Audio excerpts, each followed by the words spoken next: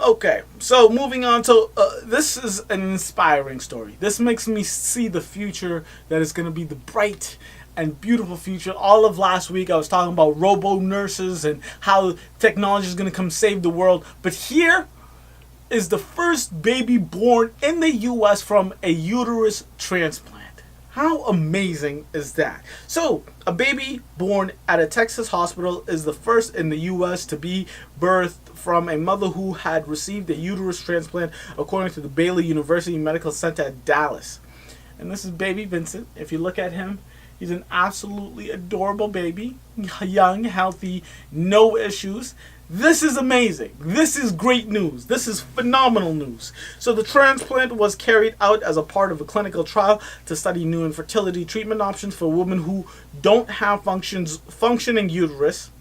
This could be because the women were born without the organ, lost the uterus, or has one that no longer functions. It's an irreversible condition called uterine factor infertility, affecting as many as 5% of women worldwide. 5% is a whole lot of goddamn women, and I can guarantee you many, probably the majority, but many of that 5% of women that have this uterus issue born with want to have kids. And this is an amazing fact that they can now have their own kids due to this uterus transplant. So like I said, this was the first in the U.S., but it wasn't the first ever. The world's first baby born from a transplanted uterus was born at the University of, in Sweden back in 2014. A 36-year-old woman gave birth after receiving a uterus transplant from a 61-year-old unrelated donor. Since then, the Swedish hospital has had a total of 8 babies born to the mothers who've received uterus transplants.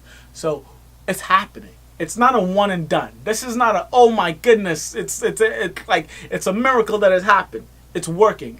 So let me just give you the rundown on what happens to these mothers who do have the uterus transplant, because it's not like happy-go-lucky, oh, you have a transplant, let's make a lot of babies now. Careful. It's careful. Just like any transplant, you have to make sure that it doesn't get the organ doesn't reject. So let me go down how this works and give you the rundown. So the woman selected for the study had to be healthy with working ovaries. Before the surgery, the recipient undergoes in vitro fertilization to retrieve eggs from the ovaries. Her eggs would then be fertilized in the lab with some sperm of their choosing. After that, she receives a uterus and cervix transplant from the donor. For a year after the transplant, the medical team checked to see how the recipient's body reacts to the new organ. If all goes well, an embryo is transferred to the transplanted uterus and then closely monitored until a cesarean delivery.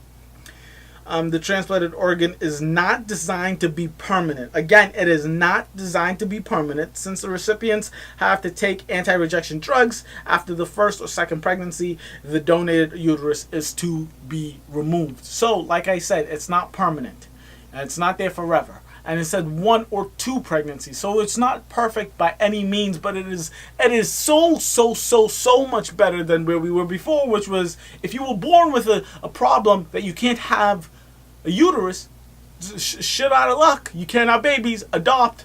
That's all you could do before this. Now you can get a uterus transplant and have your own babies. I think it's a beautiful thing. Let science grow. Let science continue. Let us see the day where we can have a uterus transplant and they can have babies naturally, as many as they want. I think it's a beautiful thing.